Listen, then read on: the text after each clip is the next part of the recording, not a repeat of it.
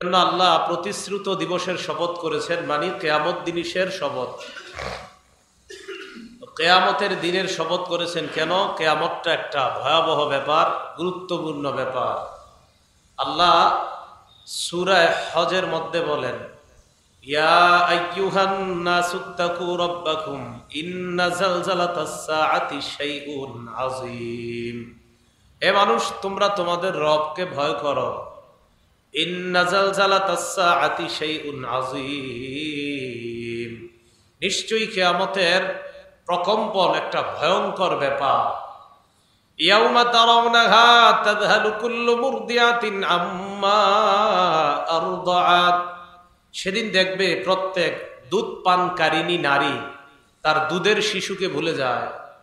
ওয়া তাদাউ কুল্লু যাতি হামলিন হামলাহা, দেখবে প্রত্যেক গর্ভধারিণী মা ভয়ে তার সন্তান অটোমেটিক প্রসব হয়ে যাবে। এত ভয়াবহ পরিস্থিতি হবে।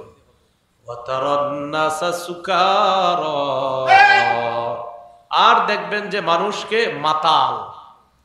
ওয়ামা হুম বিসুকারা ওয়ালাকিন্না আযাবাল্লাহি শাদীদ, আসলে তারা মাতাল না, বরং আল্লাহর আযাব ভয়ঙ্কর। কিয়ামতের মাঠের ভয়াবহতাটাই একটা আযাব।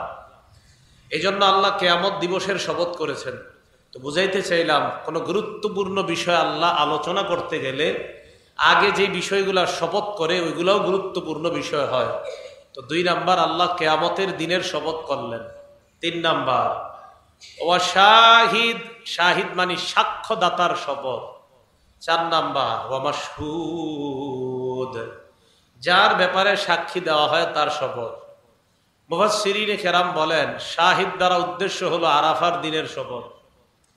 ক্বালা রাসূলুল্লাহি সাল্লাল্লাহু আলাইহি ওয়াসাল্লাম, সিয়ামু ইয়াউমি আরাফাতা আহতাসিবু আলাল্লাহি আন ইউকাফফিরাস সানাতাল্লাতী ক্বাবলা ওয়াল্লাতী বাদা। আল্লাহ নবী বলেন, আরাফার দিনের রোজা, জিলহজের 9 তারিখের রোজার ব্যাপারে আমি নবীর আশা। এই জিলহজ মাসের 9 তারিখের রোজা যদি কেউ রাখে, আল্লাহ তার আগের পরের 2 বছরের গুনাহ মাফ করে দেন। বলে এই দিনটাও আল্লাহ মর্যাদাপূর্ণ, তাই এই দিনের শপথ করছে। আবার বুঝাইতে চাইতেছে, আসমান খুঁটি ছাড়া, এটা আজীব জিনিস, এটার শপথ করলেন। 2 নাম্বার কিয়ামত, ভয়ঙ্কর একটা ব্যাপার, এটার শপথ করলেন। 3 নাম্বার আরাফার দিনের শপথ করলেন। কেন? আরাফার দিনটা এমন একটা গুরুত্বপূর্ণ দিন, যেদিন রোজা রাখলে আগে পরের 2 বছরের গুনাহ মাফ। 4 নাম্বার মাশহুদ। মুফাসসিরিনে কেরাম বলেন, মাশহুদ দ্বারা উদ্দেশ্য হলো জুমার দিন। জুমার দিনটা 7 দিন পর পর ঘুরে ঘুরে আসে। তাহলে মাশহুদের অর্থ হবে উপস্থিতি হওয়ার দিন। মুসলমানরা যেই দিন সবাই একটা জায়গায় উপস্থিত হয়, ওই দিনটাকে বলা হয় জুমার দিন। তাহলে মাশহুদ মানে জুমার দিন, উপস্থিত হওয়ার দিন।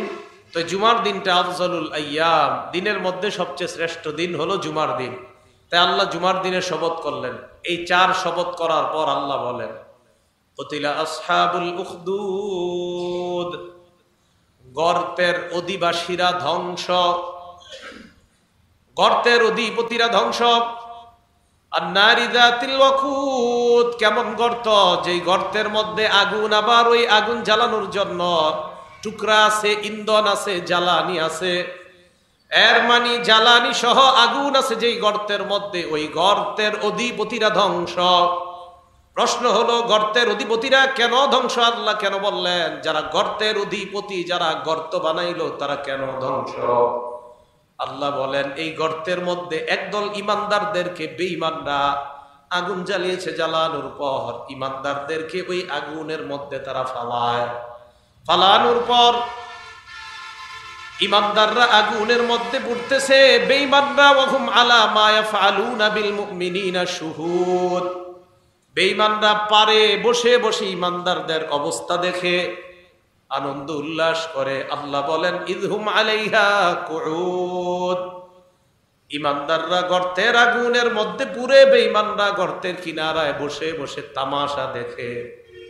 ওয়াহুম আলা মা ইয়াফআলুনা বিল মুমিনিনা শুহুদ, ইমানদারদের সাথে যে আচরণ করতেছে, এই আচরণ বেঈমানরা বসে বসে দেখতেছে। প্রশ্ন হলো আল্লাহ কেন বললেন তারা ধ্বংস? কাফেররা ধ্বংস কেন বললেন? মুসলিম শরীফের বর্ণনা 3005 নম্বর হাদিসে আল্লাহ নবীর ইরশাদ, নবীজি বলেন কানা মালিকুন ফিমান কানা ক্বাবলাকুম, তোমাদের পূর্বের জামানায় এক বাদশা ছিল, ওয়া কানা লাহু সাহির, এই বাদশার একজন পার্সোনাল জাদুকর ছিল। বাদশার পার্সোনাল জাদুকরের কাজ হলো মানুষদের সামনে জাদু দেখায় আর ভেলকি দেখায়, মানুষকে আনন্দ উল্লাস দেয়, এটা ছিল তার কাজ। এক বাদশা তার জাদুকর ছিল, এই জাদুকরের কাজ ছিল মানুষকে জাদু দেখাইতো আর ভেলকি দেখাইতো। জাদুকর বুড়া হয়ে গেছে, ফালাম্মা কাবির, জাদুকর যখন বুড়া হয়ে গেছে, ক্বালা লিল মালিকি ইন্নী ক্বাদ কাবিরতু, বাদশাকে গিয়ে জাদুকর বলল, বাদশা আমি তো মুরব্বী হয়ে গেছি, ফাবআস ইলাইয়া গুলামা, আমার কাছে মেধাবী একটা যুবক পাঠান, ওয়াল্লিমহুস সিহরা, যাতে আমি আমার জাদুবিদ্যাটা তারে শিখিয়ে যাইতে পারি। আবার বলছি, তোমাদের পূর্বের জামানায় এক বাদশা ছিল, এই বাদশার একজন জাদুকর ছিল, এই জাদুকর বুড়া হয়ে গেছে। বুড়া হয়ে যাওয়ার পর বাদশাকে এসে বলল, বাদশা আমি তো বয়স্ক হয়ে গেছি, মুরব্বী হয়ে গিয়েছি, আমার কাছে একটা ছেলে পাঠান, একটা যুবক পাঠান, যে যুবককে আমি জাদুবিদ্যাটা শিখিয়ে দিতে পারি, যেন আমার জাদুবিদ্যাটা তারে শিখিয়ে দিতে পারি, সে এই জাদু মানুষকে দেখাবে। তো এই কথা বলার পর ফাবাসা ইলাইহি গুলামা, বাদশাহ একজন মেধাবী যুবককে জাদুকরের কাছে পাঠায়। জাদুকরের কাছে যাওয়ার পর জাদুকর এই যুবকটাকে জাদুবিদ্যা শিখায়। ওয়াকানা ফি তরিকিহি ইদা সালাকা রাহিব, যুবক যে রাস্তা দিয়ে যায়, যাওয়ার সময় একজন পাদ্রীর সাথে তার সাক্ষাৎ। পাদ্রীর সাথে সাক্ষাৎ হওয়ার পর ফাকাদা ইলাইহি, পাদ্রীর সামনে বসছে। বসার পর সামিয়া কালামা, পাদ্রীর কথা শুনছে। ফাআজাবাহু, পাদ্রীর কথাগুলো তার ভালো লাগছে। যুবক যখন জাদুকরের কাছে যায়, যাওয়ার সময় রাস্তার মধ্যে একজন পাদ্রীর কাছে বসছে। বসার পর পাদ্রীর কথা শুনছে, শোনার পর যুবকের ভালো লাগছে। এইভাবে চলতেছে। তো পাদ্রীর কাছে বসলে একটু দেরি হয়ে যায়। হাদিসের মধ্যে আসছে, ওয়াকানাল গুলামু ইদা আতাস সাহিরা, গোলাম যখন জাদুকরের কাছে যাইতো, যাওয়ার সময় মাররা বির রাহিব, পাদ্রীর পাশ দিয়ে যাইতো। তো পাদ্রীর পাশ দিয়ে যাওয়ার সময় কাদা ইলাইহি, পাদ্রীর কাছে বসতো। বসার পর তার কাছ থেকে ধর্মীয় বিদ্যা শিখতো। জাদুকরের কাছে শিখে জাদুবিদ্যা, পাদ্রীর কাছে শিখে ধর্মীয় বিদ্যা। এইভাবে দুইজনের বিদ্যা শিখতেছে। তো পাদ্রীর কাছে যাওয়ার কারণে একটু দেরি হয়ে যায়।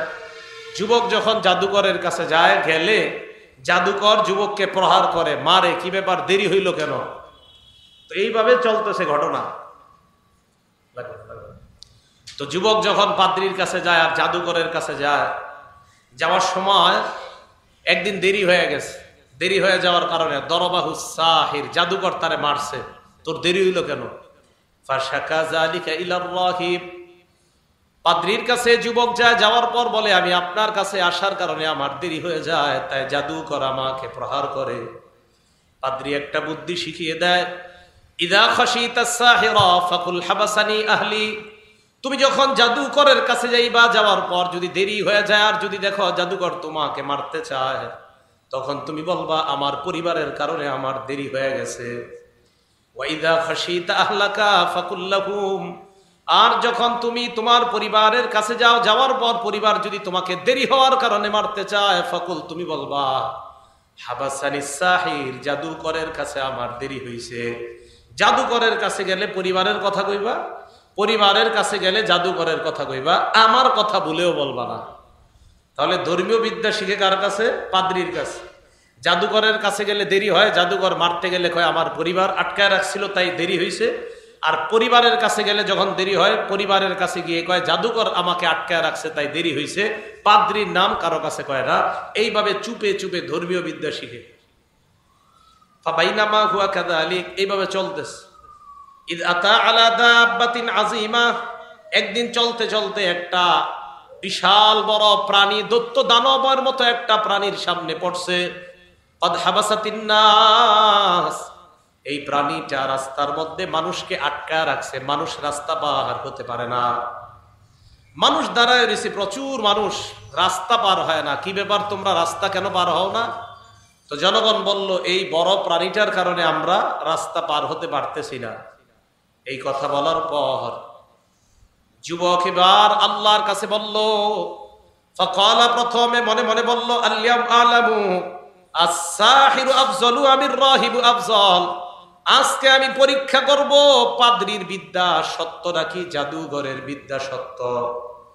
এই পরীক্ষা করার পর যদি পাদ্রীর বিদ্যা সত্য হয় তাহলে আমি ইমানদার হয়ে যাব, আর যদি জাদুঘরের বিদ্যা সত্য হয় তাহলে আমি আগের ধর্মেই থাকবো, আগের ধর্ম আমি ছাড়বো না। এই কথা বলার পর ফাখাযা হাজারন, একটা পাথর নিছে। নেওয়ার পর যুবক আল্লাহরে বলতেছে, আল্লাহুম্মা ইন কানা আমরুর রাহিবি আফজালা ওয়া হাব্বা ইলাইকা মিন আমরিস সাহিরি ওয়া আরদা। আল্লাহ, তুমি তো জানো পাদ্রীর বিদ্যা যদি জাদুকরের বিদ্যার চাইতে শ্রেষ্ঠ হয় এবং প্রিয় হয়, ফাকতুল হাদিহি দাব্বা, আমি এই পাথরটা মারার সাথে সাথে এই প্রাণীটাকে তুমি হত্যা করবা। এই কথা বইলা আল্লাহর নাম নিয়ে ওই পাদ্রীর বিদ্যা অনুযায়ী যুবক পাথরটা মারছে। মারার পর ফাকাতালা, সাথে সাথে আল্লাহ প্রাণীকে হত্যা করে দিয়ে মানুষ পারাপারের ব্যবস্থা করে দেয়। মারছে, মারার পর মারা গেছে প্রাণীটা, মানুষ পার হয়ে গেছে। তো মানুষ যখন পার হয়েছে, যুবক আসছে পাদ্রীর কাছে, যুবকের এবার বিশ্বাস বাইরে গেছে। যুবক পাদ্রীর কাছে আইসা ব্যাপারটা জানাইছে, এমন এমন ঘটনা। পাদ্রী যুবককে বলল, আল্লাহ মানতা আফজালু মিন্নি, আজকে তুমি আমার চাইতে শ্রেষ্ঠ, আমি আর শ্রেষ্ঠ না এখন তাইকে তুমি শ্রেষ্ঠ। কদ বালাগা মিন আমরিকা মা আরাহ, আমি এখন দেখতেছি আমার চাইতে তোমার মর্যাদা অনেক বেশি, তুমি অনেক শ্রেষ্ঠ। তবে মনে রাখবা, এই শ্রেষ্ঠত্বের কারণে, বিদ্যার কারণে, ইলমের কারণে আর ঈমানের কারণে ইন্নাকা সাতুবতালা, তোমাকে পরীক্ষা করা হবে। কি করা হবে? পরীক্ষা। এই হাদিস দ্বারা বোঝা যায়, কোন মানুষ ঈমান আনার পর ওই ব্যক্তির প্রস্তুতি থাকা দরকার যে ঈমান আনার কারণে আমার জীবনে পরীক্ষা আসতে পারে। মুমিন যারা, তারা এই বিশ্বাস রাখা, সর্বদা এই প্রস্তুতি নিবে ঈমানদাররা, যে যে কোনো সময় আমার উপরে ঈমানের কারণে পরীক্ষা আসতে পারে। এই বিশ্বাস সর্বদা একজন ঈমানদারের থাকা চাই। তো এই অবস্থা চলতেছে। পাদ্রী বলে দিল, ইন্নাকা সাতুবতালা, তোমাকে পরীক্ষা করা হবে। এবার পাদ্রীর সাথে সাথে এই কথাটা বলছে, ফাইনিবতুলিতা, তোমাকে যদি পরীক্ষা করা হয়, ফালা তাদুল্লা আলাইয়া, আমার নামটা তুমি কাউকে বলবা না। এতটুকু বুঝছেন সবাই? আমার নামটা কাউরে বলবা না। তোমাকে যদি পরীক্ষা করা হয়, তোমাকে যদি প্রহার করা হয়, মারা হয়, কেউ যদি তোমাকে প্রহার করে ঈমান আনার কারণে, তো তুমি তো বলতে বলতে এমন হইতে পারে যে বলতে পারো আমার কারণে আজকে তুমি ঈমানদার, এই কথাটা তুমি কাউরে বইল না। যাক, এইভাবে চলতেছে। ওয়াকানাল গোলাম ইব্রিউল আকমাহা ওয়াল আবরাসা ওয়া ইউদাবি মিন সাইরিল আদাওয়া। জন্মান্ধ যারা, জন্মগতভাবে অন্ধ, তাদের চোখের উপর যুবক যদি আল্লাহর নামে হাত দেয়, সাথে সাথে তার চোখ ভালো হয়ে যায়। যাদের শরীরে কুষ্ঠরোগ, তাদের শরীরে হাত রাখলে আল্লাহর নামে আল্লাহ পাক ওই অসুস্থ ব্যক্তিকে সুস্থ করে দেয়। শুধু তাই নয়, এমন কোন রোগ নাই, যত রোগ বিমারি হয়, সমস্ত রোগ বিমারি হওয়ার পর যুবক আল্লাহকে বলা মাত্র আল্লাহ তার দোয়া কবুল করে ওই অসুস্থ ব্যক্তিকে সুস্থ বানায় দেয়। এই চলতেছে অবস্থা। ওয়াকানা জালিসুল লিল মালিকি কদ আমিয়া সামিআ জালিসুল লিল মালিক, বাদশার একজন একান্ত ঘনিষ্ঠ ব্যক্তি ছিল অন্ধ। বাদশার ঘনিষ্ঠ ব্যক্তি ছিল অন্ধ। কোন বাদশা? যেই বাদশা এই যুবককে পাঠাইছে জাদুকরের কাছে জাদুবিদ্যা শিখার জন্য। ঘনিষ্ঠ যে অন্ধ ব্যক্তি, এই অন্ধ ব্যক্তির কাছে সংবাদ গেছে, একটা ছেলে নাকি অন্ধদের জন্য আল্লাহর কাছে দোয়া করলে আল্লাহ নাকি চোখ ফিরিয়ে দেয়। তাই নাকি? হ্যাঁ। এই কথা শুই না ওই ব্যক্তি, অন্ধ ব্যক্তি, ফাতাহু বিহাদায়া কাসীরা, প্রচুর পরিমাণ হাদিয়া নিয়া যুবকের কাছে আসছে। আসার পর ওই যুবককে বলতেছে, মা হা হুনা লাকা আজমা, এই জায়গায় যত হাদিয়া উপঢৌকন দেখো সব তোমার। যুবককে কয়, ইনান্তা শাফাইতানি, তুমি যদি আমাকে আরোগ্য দিতে পারো, আমার চোখ যদি ভালো হয়ে যায়, এই পুরস্কার সব তোমার। যুবক যে জবাবটা দিছে এটা আমাদের মুসলমানের জন্য শিক্ষা। যুবক জবাব দিলেন, লা আশফি আহাদা ইন্নামা ইয়াশফিল্লাহ। আমি কাউকে আরোগ্য দেই না, আরোগ্য দেওয়ার মালিক একমাত্র কে? আমি আরোগ্য দেই না, আমি সুস্থ করি না, সুস্থতা দেওয়ার মালিক আল্লাহ। এই কথা বলার পর যুবক বলল, ফাইন আমানতা বিল্লাহ, তুমি যদি আল্লাহর উপর ঈমান আনো, দাউতুল্লাহ, তাহলে আমি দোয়া করতে পারি, শাফাক আল্লাহ, আল্লাহ তোমাকে সুস্থ করে দিবে।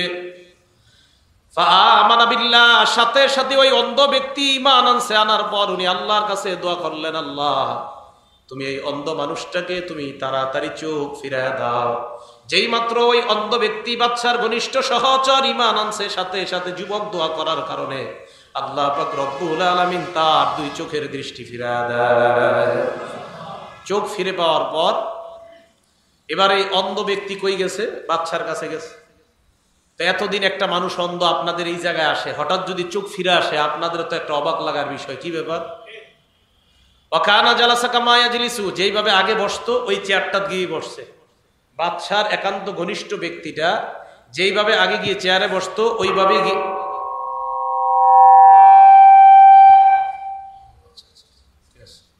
বাদশার ওই ঘনিষ্ঠ ব্যক্তি যেইভাবে আগে চেয়ারে বসতো ওইভাবে গিয়েই ওই অন্ধ ব্যক্তি চেয়ারের মধ্যে বসছে।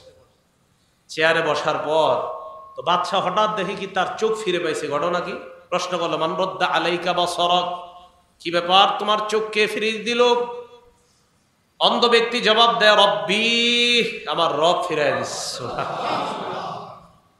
এইবার বাদশা কি প্রশ্ন করে দেখেন, অবিবেচকের মতো প্রশ্ন। মূর্খ মানুষ এই জাতীয় প্রশ্ন করতে পারে। বাদশা জবাবে বলে, আলাকা রব্বুন গায়রি, আমি ছাড়াও কি তোমার কোনো রব আছে? আমি ছাড়া কি তোমার কোনো রব আছে? এখন তো মাশাআল্লাহ আমাদের এই বর্তমান দুনিয়াতে অন্তত রব দাবি করে মানুষ নিজের এরকম সংখ্যা খুব কম, মানে রব দাবি করে না। তো ফেরাউন মানে এরকম বইলা ফেলতো, রব তো আমি। নমরুদ বইলা ফেলতো, আমি তো রব। তো ওই ব্যক্তি বাদশা এ বইলা ফেলতেছে, তোমার কি আমারে ছাড়া কোনো রব আছে? বাদশার একান্ত সচিব জবাব দেয়, রব্বি ওয়া রব্বুকাল্লাহ, আমার রব না শুধু আমারও রব, আপনারও রব, তিনি বলেন আল্লাহ। আমার রব, আপনার রব কে?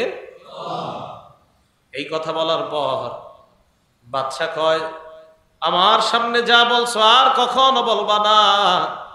অন্ধ ব্যক্তি যিনি চোখ ফিরে পেয়েছেন তিনি জবাব দেয়, না না, আমার রব আপনার রব, সবার রব একমাত্র আল্লাহ। তোমার এই শিক্ষা কে দিছে? অন্ধ ব্যক্তিটা বলতে চায় না। ফালাম ইয়াজাল ইউআযিবুহু, তাকে শাস্তি দেওয়া শুরু। এত নির্মম নিষ্ঠুর ভাবে নির্যাতন করতে লাগলো। এক পর্যায়ে হাত্তা দাল্লা আলাল গুলাম, বাদশার একান্ত ওই ব্যক্তিটা গুলামের কথা বলে দিস যে ওই যুবক, যেই যুবককে আপনি জাদু বিদ্যা শিখাইতে পাঠিয়েছেন, ওই যুবক আল্লাহর কাছে দোয়া করছে, তার কারণে আমি আমার চোখ ফিরে পেয়েছি। ফাজি আবিল গুলাম, যুবককে ডাক দেয়। ডাক দেওয়ার পর বাদশা বলল, কি ব্যাপার, তুমি নাকি এইভাবে তার চোখ ফিরিয়ে দেওয়ার ব্যবস্থা করেছো? কিভাবে করেছো আমাকে একটু বলো। বাদশা কয়, বুঝতে পারছি, কদ বালাগা মিন আমরিকা মা তুদরিউল আকমাহা ওয়াল আবরাস, মনে হয় জাদুবিদ্যা তুমি এতটা পারদর্শিতা অর্জন করছো, এখন তুমি জাদুর মাধ্যমে মানুষের চোখ ফিরিয়ে দিতে পারো। তোমার মনে হয় জাদুবিদ্যা এত সুন্দরভাবে রপ্ত হয়েছে যে জাদুর মাধ্যমে এখন মানুষের চোখ ফিরিয়ে দিতে পারো। জাদুর মাধ্যমে তুমি এখন কুষ্ঠ রোগীকে ভালো করো না। যাক, খুব ভালো হয়েছে যে জাদুবিদ্যা তোমার কাজে লাগছে। যুবক জবাব দেয়, লা আশফি আহাদা, আমি কোন জাদুবিদ্যার মাধ্যমে কাউকে আরোগ্য দেই না। ইন্নামা ইয়াশফিল্লাহ, আরোগ্যদাতা একমাত্র আল্লাহ। আরোগ্যদাতাকে আল্লাহ। এই কথা বলার পর ফালাম ইয়াজাল ইউআযিবুহু, যুবককে আটকায় আটকায় প্রহার করা শুরু করে। বলো, তুমি কোত্থেকে জানলা? জাদুকর তো তোমাকে এমন বিদ্যা শিখায় না যেই বিদ্যা আমার ছাড়া অন্য কোন রবের শিক্ষা দেয়। জাদুকর তো তোমাকে এই শিক্ষা দেয় নাই। তাহলে তুমি সত্যি করে বলো, এই শিক্ষা তুমি কোথায় পাইলা?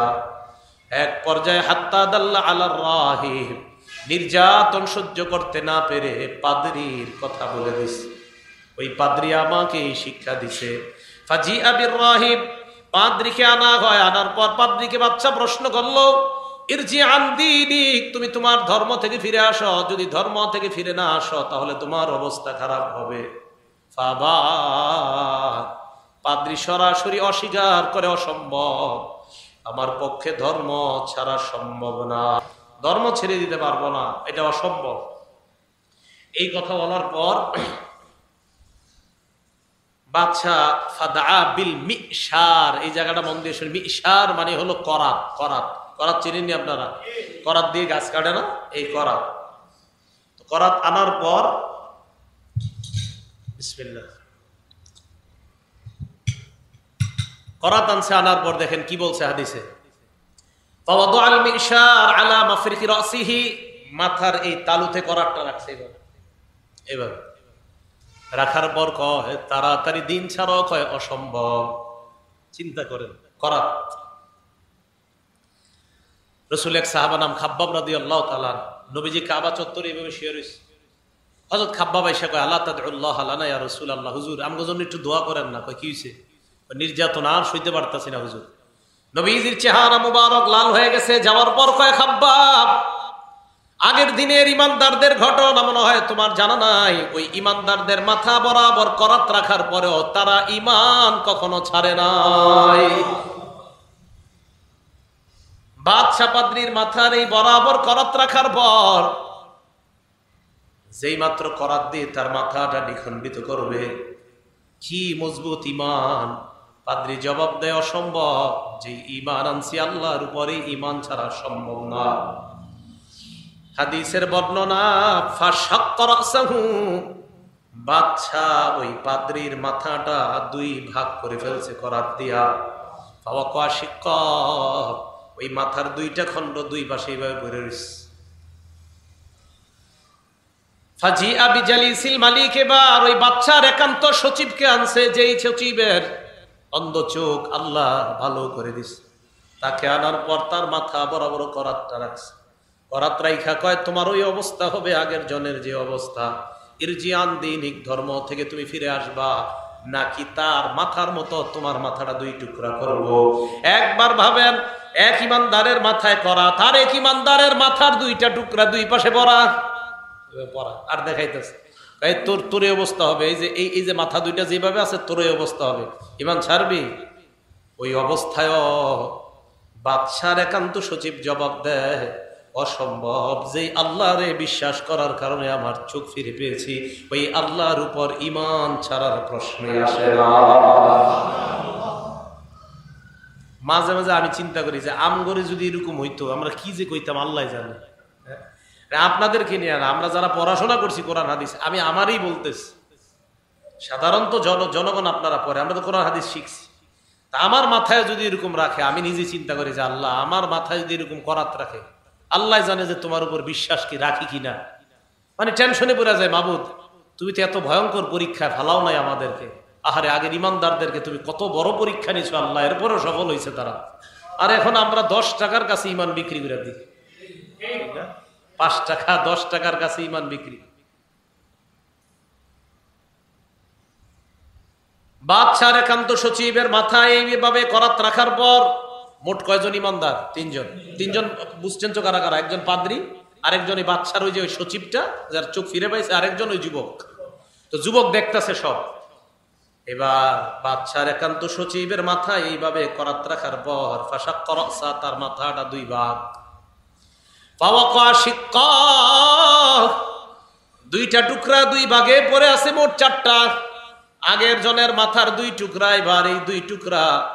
যুবককে ডাক দিয়ে কয় দিন থেকে ফিরে আসবে কিনা, বল ঈমান ছাড়বে কিনা। যুবক কয় অসম্ভব, তাদের দুইজনের মাথা দেখে আমার ঈমান ছাড়ানোর চেষ্টা করো। কোনদিনও না, যে আল্লাহর উপর আমি ঈমান আনলাম, ওই আল্লাহর উপর ঈমান ছাড়ার কখনো প্রশ্ন আসে না। এই কথা বলার পর ফাদাফা ইলা নাফারিম মিন আসহাবিহি, একদল সেনাবাহিনীকে বাদশা ডাকছে। ডাকার পর বাদশা বলতেছে এক কাজ করো, এই যুবককে ফাযহাবু বিহি ইলা জাবালিন কাযা ওয়া কাযা, এই যুবককে নিয়ে অমুক পাহাড়ে যাও। ফাসআদু বিহিল জাবাল, পাহাড়ের উপরে উঠবা যুবককে নিয়ে। উঠার পর ফাইদা বালাগতুম যুরওয়াতা, পাহাড়ের চূড়ায় যখন পৌঁছবা, পৌঁছার পর ফাইন রাজাআন দীনিহি, যদি ধর্ম থেকে ফিরে আসে ভালো কথা, অন্যথায় ফাতরাহুহু, পাহাড়ের উপর থেকে নিচে তাকে ফেলে দিয়ে হত্যা করবা। নাউযুবিল্লাহ। ফাযাহাবু বিহি ইলা জাবাল। মুসলিম শরীফের বর্ণনা, আল্লাহ রাসূল বলেন যুবককে নিয়ে তারা পাহাড়ে যায়। ফাসাইদু বিহিল জাবাল, পাহাড়ের উপর উঠছে, অনেক বড় পাহাড়। পাহাড়ের উপর ওঠার পর ওই যুবককে বলে ঈমান ছাড়বা কিনা? যুবক কয় অসম্ভব। পাহাড়ের একদম মাথায় গেছে, যাওয়ার পর নিচের দিকে তাকাইলে আমি আপনি মনে হয় তাকাইলেই মরে যাইতাম। তোরে এখন ফালাইয়া দিব। যুবক কয় তো কি হয়েছে? ঈমান না ছাড়লে ফেলে দিব। যুবক আল্লাহকে বললেন আল্লাহুম্মা কফিনিহিম বিমা শি'তা, আল্লাহ আপনি আপনার শক্তি দেখা দেন, তাদের থেকে কুদরতি ভাবে আমাকে আপনি হেফাজত করে নেন। এই দোয়া করার সাথে সাথে রাজিফা বিহিমুল জাবাল, পাহাড় নড়াচড়া শুরু করছে। পাহাড় যারা যুবককে হত্যা করার জন্য নিয়ে গেছে নড়াচড়া করে, পাহাড় তাদেরকে নিচে ফেলে হত্যা করছে, যুবককে নিরাপদে নিচে নামায়া দিচ্ছে। এখান থেকে একটা বুঝার আছে, একই পাহাড়ে সবাই না, আর একই পাহাড়ে সবাই না। তাহলে একই পাহাড়ে একদল আল্লাহ মাইরা ফেললো, যুবককে আল্লাহ হেফাজত করলো, তার মানে আমার আল্লাহ সব পারে। একই জায়গায় সবাই, পাহাড় নড়লো, পাহাড় পুরা ধ্বংস করে ফেললো সব, আল্লাহ চাইছে যুবক মরবে না, মরে নেই। ইলাল মালিক, যুবক সুন্দর হাঁটতে হাঁটতে বাদশার কাছে আসে। মুসলিম শরীফের হাদিস। হ্যাঁ, দু একদিন পর পর আমি এটা পড়ি, আমি নিজে পড়ি, আমার ইমানরে মজবুত করার চেষ্টা করি। তো এইভাবে যুবক হাঁটতে হাঁটতে বাদশার কাছে গেছে। যাওয়ার পর বাদশা কয় ঘটনা কি? তুমি তো আসার কথা না, যারা আসার কথা তারা কই? তুমি তো আসার কথা না, যারা আসার কথা তারা কোথায়? হাদিসের বর্ণনা, মা ফাআলা আসহাবুকা, কোথায় আমার সৈন্যবাহিনী কই, তোমার সাথে যারা গেছে? যুবক জবাব দিল, কি দেখেন আমাদের জবাবগুলা সব ক্ষেত্রে এমন হওয়া উচিত। যুবক কয় কাফানিহিমুল্লাহ, তাদের থেকে আল্লাহ আমাকে হেফাজত করেছেন, আল্লাহ আমাকে তাদের বিরুদ্ধে যথেষ্ট হেফাজত করে তোমার কাছে আল্লাহ আবার এনেছেন। মানে যাদেরকে আমারে মারতে পাঠাইছো, যাদেরকে আল্লাহ তাগরে মারছে, আর আমারে আল্লাহ নিরাপদে তোমার কাছে পাঠাইয়া দিছে। তাই? আরেক দল সেনা বাহিনী ডাকছে, ডাকার পর দাফা ইলা নাফারিম মিন আসহাবিহি, তাদেরকে দিল, দেওয়ার পর বলল ইযহাবু বিহি ইলাল বাহ, এই যুবককে নিয়ে অমুক সমুদ্রে যাও। যাওয়ার পর ফাহমিলুহু ফি কুরকুর, একটা নৌকার মধ্যে তাকে উঠানোর পর তাওয়াসসাতু বিহিল বাহ, ওই জাহাজ বা নৌকাটা নিয়ে সমুদ্রের মাঝখানে যাবা। যাওয়ার পর ফাইন রাজাআন দীনিহি, তাকে বলবা ঈমান ছাড়ার জন্য, ঈমান ছাড়লে ভালো কথা, ঈমান না ছাড়লে ফাকযিফুহু ফিল বাহ, সমুদ্রের মধ্যে তাকে ডুবিয়ে হত্যা করবা। বলেন নাউযুবিল্লাহ। জাহাজ নিয়ে সমুদ্রের মাঝখানে গেছে। যাওয়ার পর যুবক আল্লাহকে বললেন আল্লাহুম্মা কফিনিহিম বিমা শি'তা, আল্লাহ তাদের বিরুদ্ধে আপনি যেইভাবে ইচ্ছা যথেষ্ট হয়ে আমাকে সাহায্য করেন, এগুলার শেষ করে আমাকে আপনি হেফাজত করেন। হাদিসের বর্ণনা, ফান কাফাআত বিহিমুস সাফিনা, জাহাজ তাদেরকে উল্টায়া দিল। আমি চিন্তা করি, জাহাজ যে উল্টাইলো, জাহাজে এ ছিল না, যুবকও ছিল না, জাহাজ উল্টায়া দিল। উল্টানোর পর তারা মারা গেছে। কুদরতি ভাবে আল্লাহ যুবককে নদীর কিনারায় পৌঁছায় দেয়। বিশ্বাস বাড়ান, ইয়াকিন বাড়ান যে আল্লাহ সব পারে। এজন্য আপনি যেন কোনোদিনও ভুল না হয় গাড়িতে উঠা দোয়া পড়তে, আপনার যেন ভুল না হয়। আপনি ইয়াকিন রাখবেন আমি দোয়া পড়তেছি, আমি সব রাসূলের সুন্নত ঠিক মতো পালন করে আমি গাড়িতে উঠছি, এরপরে যদি আমার আল্লাহ আমার নিয়ে যায় আমি শহীদ হয়ে যাবো, কিন্তু আমি সব ঠিক মতো আদায় করে উঠছি। আমার আল্লাহ চাইলে সবাই শেষ হয়ে গেল, আমি বেঁচে থাকবো। আল্লাহ যা চায় তাই করেন, এটা আল্লাহর ইচ্ছা। তো এ যুবক ফাজা ইয়ামশি ইলাল মালিক, একদম হাঁটতে হাঁটতে আবার বাদশার কাছে আসছে। বাদশা কয় ঘটনা কি? তুমি তো আসার কথা না, যারা আসার কথা তারা কই? আমি কি বলবো, আপনি যাদেরকে পাঠাইছেন মারতে, আমি দেখলাম জাহাজ তাদেরকে উল্টাইয়া ডুবাইয়া দিল। তুমি? আমি দেখলাম আমি সমুদ্রের কিনারায় আপনার কাছে আবার আসছি। মুসলিম শরীফের হাদিস, সহিহ ইবনে হিব্বানেও আছে হাদিসটা। মুসলিম শরীফে লম্বা করে ইমাম মুসলিম আনছেন। হাদিসের বর্ণনাকারীর নাম সুহাইব রাদিয়াল্লাহু তাআলা, সুহাইব সদ দিয়া সুহাইব, ওনার থেকে বর্ণনা। রাসূল সাল্লাল্লাহু আলাইহি সাল্লাম বলেন, যুবক বাচ্চারে একটা বুদ্ধি দিল। কয় কি বুদ্ধি?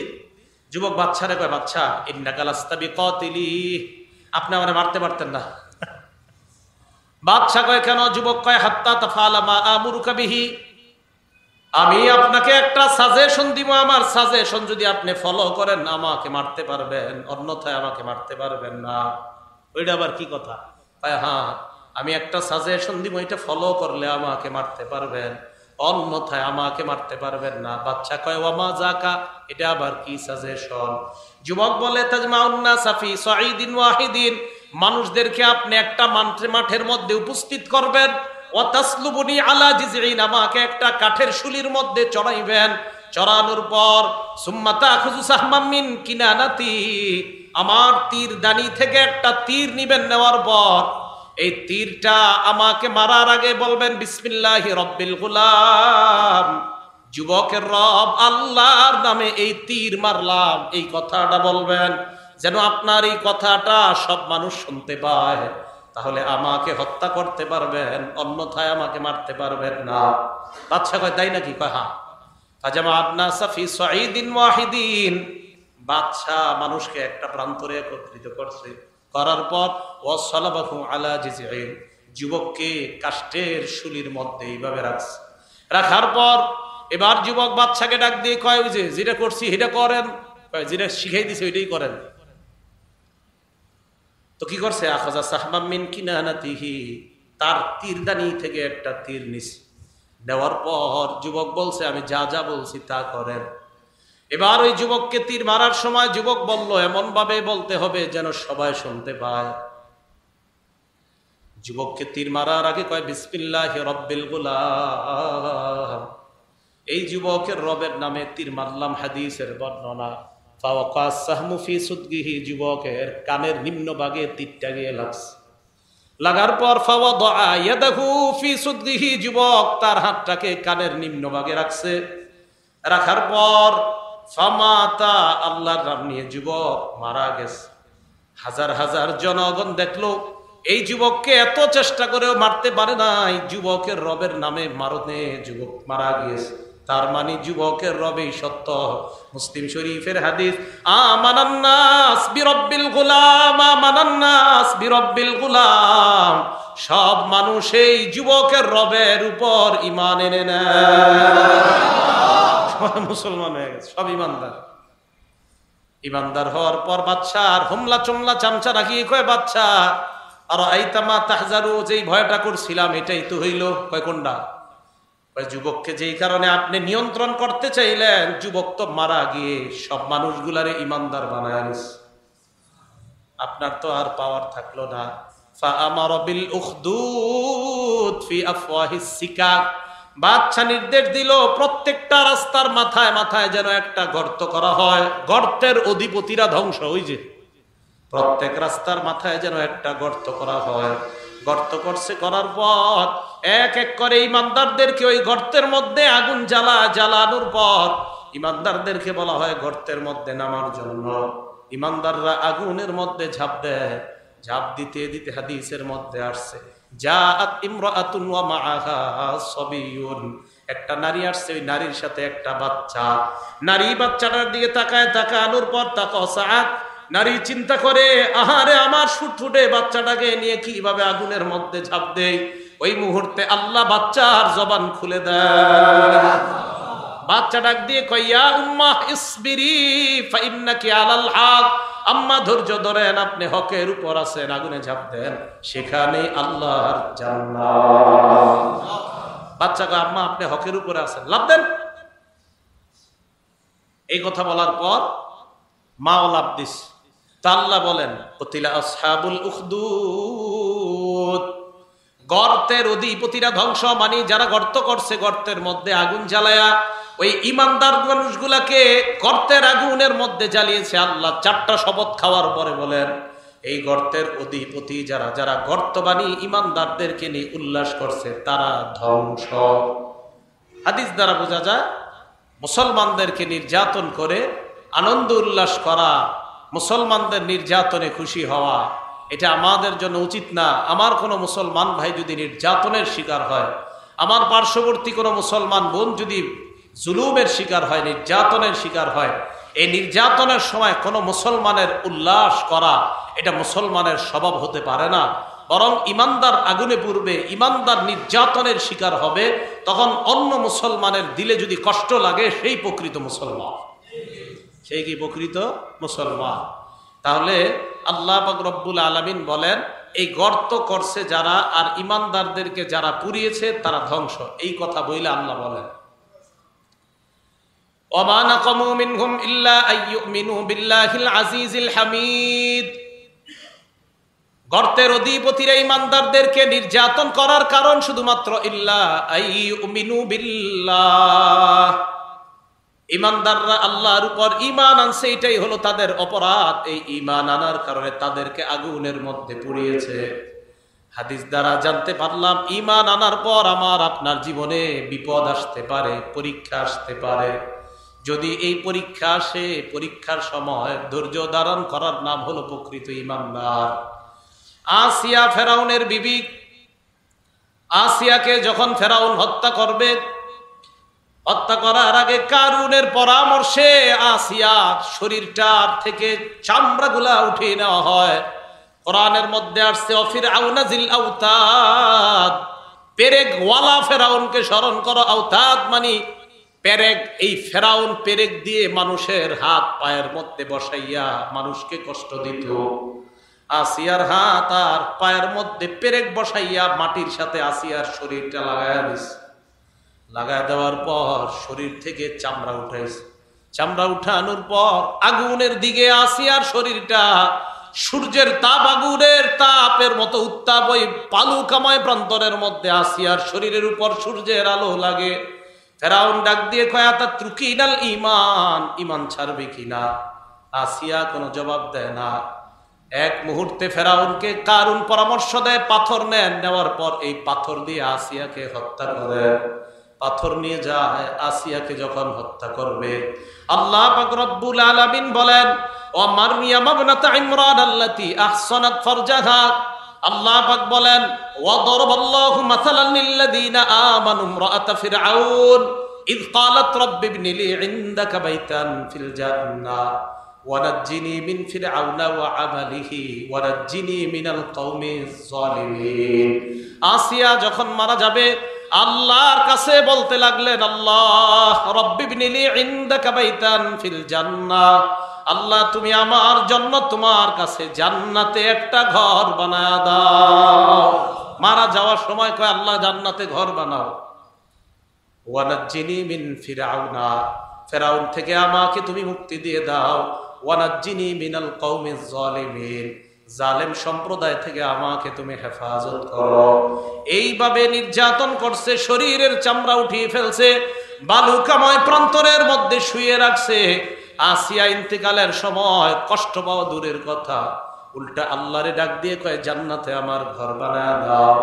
এরপরেও ঈমান আসিয়া ছাড়ে নাই। আল্লাহ বলেন আফা হাসিবতুম আন তাদখুলুল জান্নাহ, তোমরা কি মনে করছো এমনি তোমরা জান্নাতে যাইবা? ওয়ালাম্মা ইয়াতিকুম মাসালুল লাযীনা খালাউ মিন ক্বাবলিকুম, পূর্ববর্তীদের পরীক্ষা তোমাদের উপর আসবে না, তোমরা কি এমনটা মনে করো? অতীত জামানার মানুষের পরীক্ষা তোমাদের উপর আসবে না, তোমরা কি এমনটা মনে করো যে তোমরা পরীক্ষার সম্মুখীন হবে না, এমনিতেই তোমরা পার পেয়ে যাবা? না, এমনটা হবে না, বরং পরীক্ষার সম্মুখীন হওয়া লাগবে। ঈমানের পরীক্ষা দিবা, এই ঈমানের পরীক্ষায় যদি উত্তীর্ণ হও তাহলে জান্নাত। তো বুঝাইতে চাইলাম ঈমান আনা মানে হলো আমি আপনি পরীক্ষা দেওয়ার জন্য প্রস্তুত থাকা। রাসূল সাল্লাল্লাহু আলাইহি সাল্লামের সাহাবা খুবাইব রাদিয়াল্লাহু তাআলা, বুখারী শরীফের 3045 নম্বর হাদিস।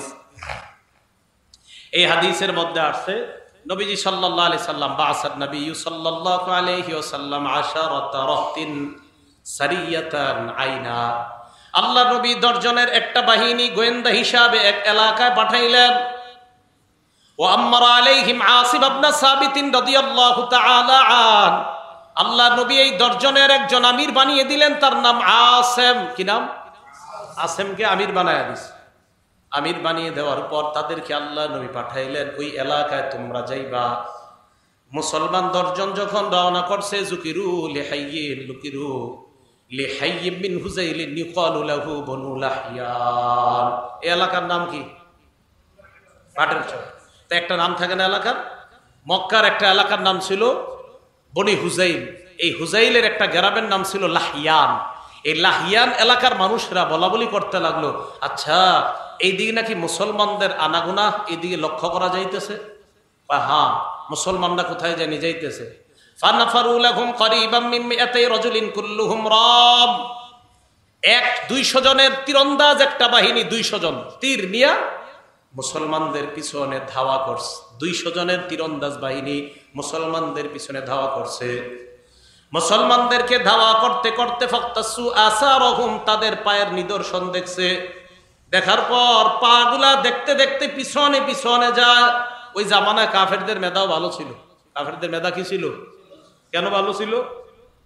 ওই যে মোবাইল চালাইতো না, কি চালাইতো না, মোবাইলে গুনাহ করতো না, আর কি চালাইতো না, গুনাহ করতো না, কি করতো না, এরা দেব দেবী পূজা করতো, হ্যাঁ, আর কোনো গুনাহ করতো না। এই তো এইটা খালি শিরিক করতো। আর যেই গুনাহ করার কারণে মেধা কমে, এইগুলো ওই যুগে এতটা ছিল না।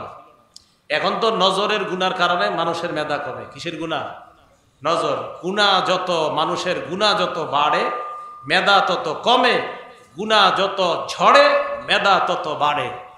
মাথায় রাখতে হবে।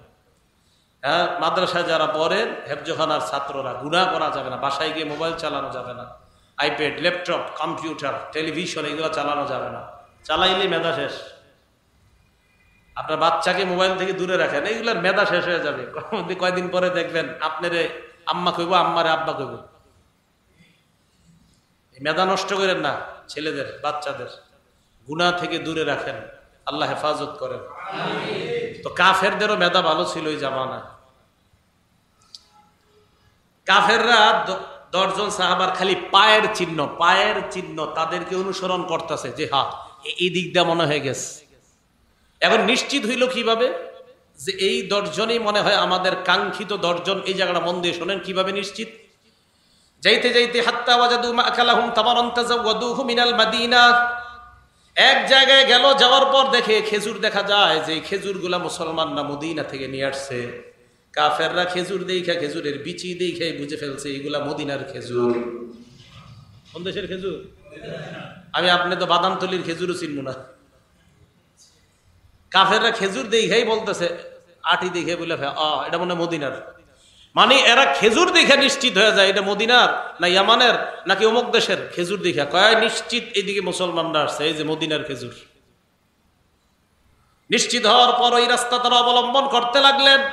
মুসলমানদের লিডার আসিম ইবনে সাবেত বুঝতে পারলেন বেঈমানরা আমাদের সন্ধান পেয়ে গেছে, কি করা যায়। ফালাজাউ ইলা ফাদফাদ, মুসলমানরা উঁচু একটা জায়গার মধ্যে উঠছে। এই হাদিসটা আমি প্রায় সময় পড়ি, ওলামা কেরাম যারা আছেন আপনাদের জ্ঞাতার্থে বলি, বুখারীর 3045, এটাও আমি প্রায় সময় পড়ি। এটা পড়ি কেন? এটা পড়ি আর চিন্তা করি, মানে এই হাদিসটা আর ওই যে আগে যেটা বললাম মুসলিম শরীফের 3005 নম্বর হাদিস, এগুলা পড়ি আর ভাবি ইমানের পরীক্ষাটা কত মজবুত ছিল। যে মানে সত্যি সত্যি যদি আমরা এরকম পরীক্ষায় পড়ি আমার অবস্থাটা কি হবে, আমি মাঝে মাঝে এই চিন্তা করি। তো ওনারা একদম উপরে উঠছে। ওঠার পর আহাতা বিহিমুল কওম, কাফেররা নিচে থেকে তাদেরকে বেষ্টন করে ফেলছে। তীর তাক করছে, তাক করার পর কয় আনজিলুনা, নামো, ওয়া আতুনা বিআইদিকুম, সারেন্ডার করো, লা নাকতুলু মিনকুম আহাদা, আমরা তোমাদের কাউকে হত্যা করব না। দেখেন কি কয়, কাউকে হত্যা করব না। ওয়ালাকুমুল আহদু ওয়াল মিসাক, অঙ্গীকার করলাম একজনকেও আমরা হত্যা করব না, তোমরা নামো।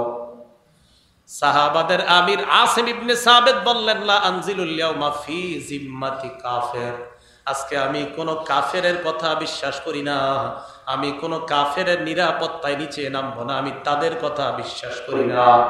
এই কথা বলার পর ফারামাহুম, নিচ থেকে তাদেরকে তীর মেরে কতালু ফি সাবআ, হযরতে আসিম সহ 7 জন মুসলমান তারা শহীদ করে দেয়। কয়জন আছে? কয়জন ছিল? কয়জন? বাকি আছে 3 জন। নিচ থেকে কয় তোমরা 3 জন নামো, মারমু না, কিচ্ছু করবো না। ফাহাবাতা সালাসাতু রাহতিন বিল মিআহদি ওয়াল মিসাক, 3 জন অঙ্গীকার নিয়ে নিচে নামছে, মারবেও না, হত্যা করবে না, গায়ের মধ্যে আঘাত করবে না। নামার পর এই 3 জনের একজনের নাম খুবাইব, আরেকজনের নাম ইবনুদ দাসিনা, আরেকজনের নাম বুখারীর বর্ণনায় আসে নাই। তিনজনের মধ্যে দুইজনের নাম আসছে, আরেকজনের নাম বলছে ও রাজুলুন আখর, আরেক ব্যক্তি। এই ব্যক্তিটাকে এটা বুখারীতে লেখে নেই। তো তিনজন নিচে আসছে, আসার পর দেখেন ওয়াদা করছে কিচ্ছু করবো না, কিন্তু নামার সাথে সাথেই আতলাকু আও তারাকিসিহিম, মুসলমানদের যে তীরগুলা ছিল এই তীরের রশিগুলা খুলছে, ধনিকর রশিগুলা খুলছে। খোলার পর আউসাকুহুম, ওই রশি দিয়ে মুসলমান তিনটারে বাঁধছে। ওয়াদা করছে গায়ে টাচও করবো না। তিনজনের মধ্যে যে তৃতীয় জন, যার নাম হাদিসের মধ্যে নাই, ওই ব্যক্তি বললেন হাজা আউয়ালুল গদরি, এই তো প্রথম গাদ্দারি শুরু করলা। লা আসহাবুকুম, আমি তোমাদের সাথে যাব না। ইন্নালি ফিহা উলাই উসওয়া, আমি এই 7 জনের দলে শরীক হতে চাই। এই কথা বলার পর তাকেও শহীদ করে দেয়। শহীদের সংখ্যা হইল কয়জন? ফাবাউহুমা ফি মক্কা, তাদের দুইজনকে এই 200 জন বিক্রি করে দিছে মক্কায়। আবার বলছে তাদের এই 2 জনকে বিক্রি করে দিছে মক্কায়। 2 জনের একজনের নাম ইবনুদ দাসিনা, তাকেও শহীদ করে দেওয়া হয়। বাকি আছে কয়জন? এই একজনের নাম খুবাইব রাদিয়াল্লাহু তাআলা আন, ফাবতাআ খুবাইবান বনুল হারিস। হযরতে খুবাইবকে যারা কিনছে তার নাম হলো হারিসের সন্তান। মনে রাখবেন, হযরত খুবাইবকে যারা কিনছে তারা হলো হারিসের সন্তান। বলেন তো কার সন্তান? এই জায়গাটা একটু মাথাটা খাটায় শোনেন। এই জায়গাটা, হারিসের সন্তানরা কেন কিনলো খুবাইবকে? হারিসের সন্তানরা কেন কিনলো খুবাইবকে? ওয়াকানা খুবাইবুন কদ কতালাল হারিসা ইয়াউমা বাদরিন, যেই হারিস নামক লোকটা তার সন্তানগুলা খুবাইবকে কিনছে, এই হারিসকে খুবাইব বদরের যুদ্ধের দিন হত্যা করছে। বাবা হত্যার প্রতিশোধ নেওয়ার জন্য এই হারিসের ছেলেরা খুবাইবকে কিনছে। ওলামা ছাড়া অন্য যারা আছেন, কথাটা মাথায় ঢুকছে সবার? আচ্ছা, তো হারিসের ছেলেরা খুবাইবকে কেন কিনছে? যে তুমি আমগো বাবারে মারছিলা বদরের প্রান্তরে, আজকে তোমার আমরা শেষ করব। কিনা নিস, বাসায় নিয়ে গেছে। বাসায় নেওয়ার পর যেই বাসায় রাখছে, ওই বাসায় আবার হারিসের একটা মেয়ে ছিল। তার মানে খুবাইবের যারা নিয়ে গেছে তাদের বোন। আবার বলছে হারিসের মেয়ে মানে কি? ওই যারা কিনছে তাদের বোন, ওই ছেলেদের বোন আর কি। এই বোনটা বর্ণনা করছে। এবার প্রশ্ন হলো আপনাদের, হুজুর এই বোন আবার বর্ণনা করছে কিভাবে? এই বোন তো কাফের। এই বোনটা হযরতে খুবাইব শহীদ হওয়ার কিছুদিন পরে মুসলমান হয়ে গেছে। তো মুসলমান হওয়ার পর সাহাবারা প্রশ্ন করছে, এই তোমরা আমগো ভাই খুবাইব গেরে তোমাদের ঘরে আটকায় রাখছিলা, কিভাবে কষ্ট দিছো একটু বলো তো। আমাদের ভাই খুবাইবকে যে তোমাদের ঘরে আটকায় রাখছিলা, অনেক কষ্ট দিছো, নির্যাতন করছো, তাই না? একটু কিভাবে নির্যাতন করছো একটু বলো তো। বিসমিল্লাহ। এখন এই জায়গাটা আমি আপনাদেরকে যেটা বলবো, এটা হলো ওই নারীর বর্ণনা। বাকি এই বর্ণনাটাও বুখারীতে আছে। নারী বলতেছে, আমার ভাইরা যখন খুবাইবকে আমাদের বাসায় নিয়ে আসছে, একটা ঘরের মধ্যে আবদ্ধ করে রাখছে, খানা দেয় না, কিচ্ছু দেয় না। নারী বলতেছে, আমার ভাইয়েরা যেদিন একত্রিত হয়ে যায় খুবাইবকে হত্যা করার জন্য বাহিরে নিয়ে যাবে, সবাই পরামর্শ করছে, করার পর খুবাইবকে জানায় দেওয়া হয় আজকে তোমাকে নিয়ে যাওয়া হবে, তোমাকে হত্যা করা হবে। ফাস্তাআরা বিনহা মূসা ইস্তাহিদ্দু বিহা, ওই মেয়েটা বলে খুবাইব আমার কাছে একটা খুর চাইলো। খুর কেন চাইলো? শরীরের অবাঞ্ছিত পশমগুলা পরিষ্কার করার জন্য। খুরটা আমি তাকে দিলাম। দেওয়ার পর হঠাৎ আমি খুবাইবের দিকে তাকায়া দেখি, আখাযা ইবনান লি ওয়া আনা গাফিলা হিনা আতা, আমি দেখি খুবাইবের কোলের মধ্যে আমার বাচ্চাটা বসা। ওয়াল মূসা বিয়াদিহি, খুরটা খুবাইবের হাতে। হাতে খুর, কোলে বাচ্চা। আমার বাচ্চা খুবাইবের কোলে, খুবাইবের হাতে খুর। বাসায় আমার ভাইয়েরা তো নাই। আমি আরেক ঘরের দেখতেছি জানালা দিয়া, খুবাইবের কোলে আমার ছেলে, হাতে ছুরি, চাইলে আমার ছেলের শেষ করে দিতে পারে। ফাফাজিয়াতু, আমি ভয় পেয়ে গেলাম। বুঝে আসছে কথাটা? আমি ভয় পেয়ে। ফারাফাহা খুবাইবুন ফি ওয়াজহি, খুবাইব আমার চেহারায় ভয় দেখলো। দেখার পর আমার দিকে তাকায়, কয়া তাখশাইনা নাকতুলা, তুমি কি ভয় পাচ্ছ আমি তোমার ছেলেকে হত্যা করব? আমিও ভয়ে ভয়ে বললাম, হ্যাঁ আমার তো ভয় হচ্ছে তুমি আমার ছেলেকে হত্যা করো কিনা। দেখেন সুযোগ ছিল, ওই মুহূর্তে বাচ্চার শরীরে অস্ত্র ঠেকা পালাইতে পারত। খুবাইব জবাব দিলাম, আকুন আফআলা যালিকা, আমি এমনটা কখনো করব না, চিন্তার কারণ নাই। মুসলমান কখনো কারো দুর্বলতায় আঘাত করে না। আমি দুর্বলতা আঘাত করব না, আমি মুসলমান, তোমার দুর্বলতা আমি কেন আঘাত করব? এই কথা বলার পর ওই নারীটা কয়, আল্লাহি মা রাআইতু আসীরান কাত্তু খায়রাম মিন খুবাইব, আমি খুবাইবের চাইতে এমন উত্তম বন্দী আমার জীবনেও দেখি নাই। এই কথা কেন কও? আমি দেখলাম আমার ভাইয়েরা খুবাইবকে খাবার দেয় না, ঠিক মতো পানি দেয় না। হঠাৎ একদিন আমি খুবাইবের হাতে আঙ্গুর দেখলাম, ওই আঙ্গুর মক্কা মদিনায় তখন কোথাও পাওয়া যায় না। আমি বুঝতে পারলাম এটা আল্লাহর পক্ষ থেকে জান্নাতি খাবার। বুখারীর বর্ণনা, বুখারীর লা রিজকুম মিনাল্লাহ, আমি বুঝছি এটা আল্লাহর রিজিক। তারপরে খুবাইবকে বের করে নিয়ে যায়, রাস্তা দিয়ে হাঁটায় নিয়ে যায়। এক জায়গায় যাওয়ার পর দেখে শুলিবিদ্ধ করা হবে হযরতে খুবাইবকে। যেই জায়গায় শুলিবিদ্ধ করা হবে ওই জায়গায় তোলার আগে একজন বেঈমান কয়, তোমার শেষ কোনো চাওয়া আছে কিনা? কয়, হ্যাঁ, উসাল্লি রাকাতাইন, আমি 2 রাকাত নামাজ পড়তে চাই। কয় রাকাত নামাজ পড়তে চাই? শিক্ষা আমাদের জন্য। রাসূলের সাহাবা মারা যাবার একটু আগেও নামাজ পড়তে চায়। হাদিসে আসছে, কিয়ামত পর্যন্ত কোনো মুসলমানকে যদি কেউ মারতে চায়, ওই মুসলমান মরণের আগে যদি তাকে কোনো অপশন দেয় তুমি কি চাও, তাহলে খুবাইবের সুন্নত হিসাবে সে বলবে আমি 2 রাকাত নামাজ পড়তে চাই। মনে থাকবে না? আল্লাহ যদি কখনো এমন পরীক্ষায় ফালায় তাহলে শেষে কি পড়তে চাই? 2 রাকাত নামাজ পড়তে চাই। নামাজ সালাম ফিরাইছে। হযরত খুবাইব কাফেরদের দিকে তাকায় কয়, এই তোমরা কি মনে করছো আমি তাড়াতাড়ি নামাজের সালাম ফিরাইছি এই কারণে কি তোমরা অনেক খুশি? কয়, শোনো, নামাজে খুব মজা পাইতেছিলাম, কিন্তু নামাজ তাড়াতাড়ি শেষ করছি কেন জানো? দেখেন কি শিক্ষা। আমার ধারণা হইল আমি যদি নামাজ লম্বা করি তোমরা মনে করবা আমি মরণকে ভয় পাই। মুসলমান মরণকে ভয় পায় না, মরবে, শুলিতে চড়াবে, এই টাইমে কইতাছে আমি মরণকে ভয় পাই না। তোমরা আমারে নিয়ে হাসাহাসি করবা যে আমি নামাজ দেরি করতেছি মরণের ভয়ে। আমি একটা মুসলমান, অন্তত মরার আগেও ইসলাম ধর্ম নিয়ে হাসাহাসি তোমরা করবা, এই সুযোগ দিতে চাই না। তাই নামাজের সালাম ফিরাইলাম।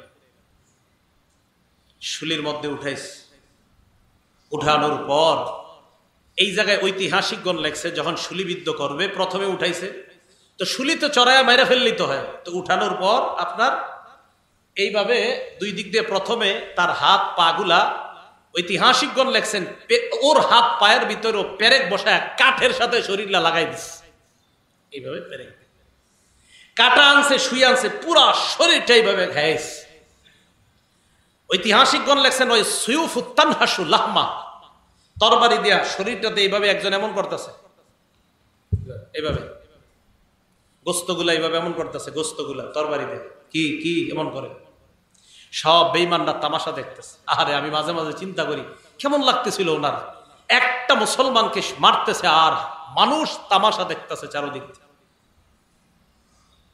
হযরত খুবাইবকে মারার আগে, মানে মারার আগে বলতে আধা মরত করেই ফেলছে।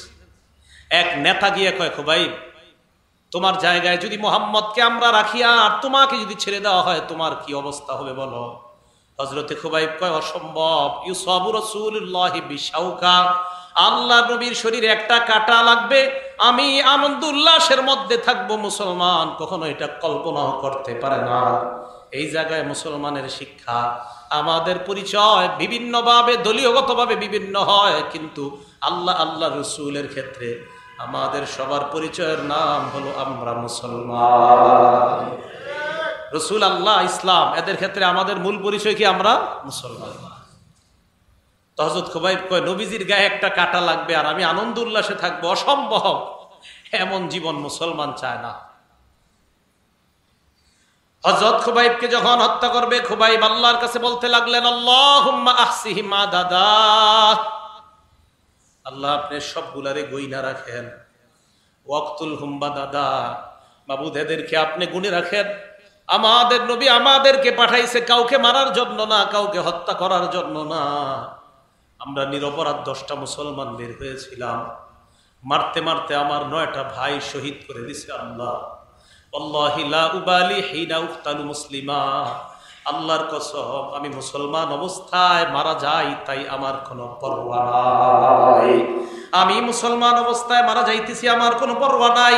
আল্লাহর কাছে খুবাইব বলতে লাগলেন, আল্লাহুম্মা আহসিহিম আদাদা, আল্লাহ আপনি বেঈমান গুলারে এক এক করে গড়ে রাখেন, ওয়াক্তুলহুম বাদাদা, একটা একটা করে আপনি হত্যা করবেন। মাবুদ গো, আপনার নবীদের আমার ব্যাপারে জানায়া দিয়ে বেঈমানরা আমারে অনেক কষ্ট দিয়ে হত্যা করছে, এই কথাটা আপনি আপনার নবীকে জানায়া দেন।